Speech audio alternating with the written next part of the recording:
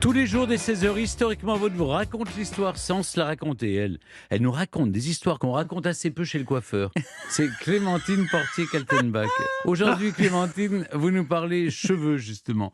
Des cheveux comme symbole de pouvoir. On le savait Oui. avec depuis Samson et Dalila. Oui, enfin, tous les deux, vous n'avez pas l'air très, très au courant, hein. Comment ça? Mais Pourquoi? Parce les qu'on n'a pas beaucoup de cheveux cheveux? longs, les cheveux longs sont le siège du Ah. pouvoir et de la puissance Oui. virile, hein. Samson. Et vous avez raison de citer Samson, hein. Quand Dalila lui coupe sa crinière, il est complètement désarmé.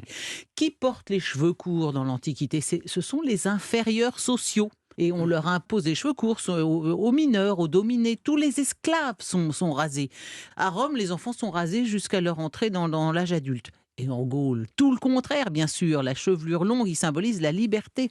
Les Gaulois prennent vachement soin de leurs cheveux. Ils la peignent, ils la tressent, ils la décolorent, ils la teignent. Ils ont des shampoings déjà? Ils la décolorent, exactement, ils la décolorent avec de l'urine de chèvre, mon cher. De l'urine de Pensez-y, chèvre Stéphane, à Tiron Gardé. mélangée avec oui de... Ouais. Vous avez des chèvres? Oui. Et ben voilà, urine de chèvre mélangée avec de la cendre, et c'est ce qui va donner le sapo. Oui. Ce sont les Gaulois qui ont inventé le savon.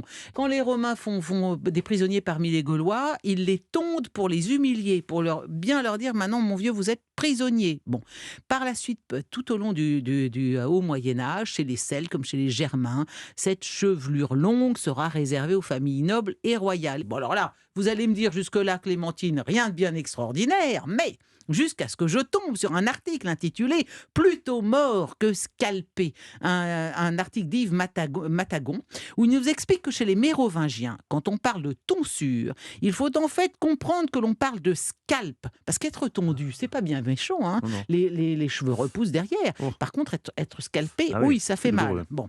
Pour les souverains mérovingiens, il n'y a pire déchéance que d'être dépouillé de sa chevelure.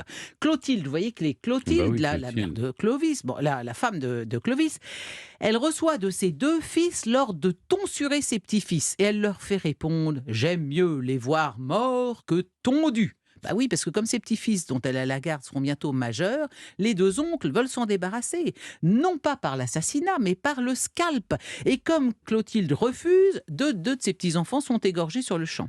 Et le seul qui y échappe, c'est qui? C'est Clodoald. Qui est-ce Clodoald? C'est le... Ah, ben alors, Mathieu, Je ne sais pas. mais Clodoald, le futur Saint-Cloud. Saint-Cloud. Pourquoi est-ce Saint-Cloud. que Saint-Cloud a donné la ville de Saint-Cloud, et pourquoi Saint-Cloud a-t-il survécu à la décalvation? Parce qu'il avait une à belle la- moquette sur la et ben tête. parce qu'il a accepté de prendre l'habit religieux et d'être C'est tondu. Saint-Maclou. Hein. Qu'est-ce que vous Saint-Maclou. avez dit? Mais vous Saint-Maclou. m'entendez, mais j'ai l'impression vraiment... Je ne sais pas, mais vous y connaissez vraiment une histoire, Vous avez raison, la moquette, c'est bien, c'est des poils ras aussi. Bon, alors, J'avais pas pensé. Ah oui. Oui, Saint-Maclou plus vous d'un. n'aviez pas pensé que Saint-Maclou, c'était comme Ah non, Saint-Cloud? j'avais jamais fait ce rapprochement, non. Bon, enfin, quand Grégoire de Tours assiste à un grand rassemblement mérovingien, il reconnaît Clovis grâce Oui. à la longueur de ses cheveux. Oui, bien sûr. C'est un point de ralliement, la chevelure, parce que Oui. chez les rois francs, depuis la naissance, jamais vous ne vous Oui. coupez les cheveux. Cheveux. Et seuls les princes royaux portent les cheveux longs. Imaginez toutes Oui. les familles royales aujourd'hui européennes avec les cheveux longs, c'est rigolo. Le hein. seul qui le fait encore, c'est Francis Lalanne. Eh ben oui, Mais, voilà. par Mais c'est tradition. pas un prince mérovingien, à ce que je sache. Bon, Ne lui oui. dites pas, il le croit. Bon, en tout cas, il a raison, parce que chez les Francs, la chevelure, on considère qu'elle donne une force magique divine. Oui. Quand une tribu est vaincue, pour montrer sa soumission, tout le monde se rase la tête. Si à la cour de récré, vous arrachez des mèches à un copain, c'est extrêmement grave, vous avez une grave amende, parce que priver un homme de ses cheveux, c'est le mutiler, c'est très grave. Alors, je On l'a disais... vu après la guerre.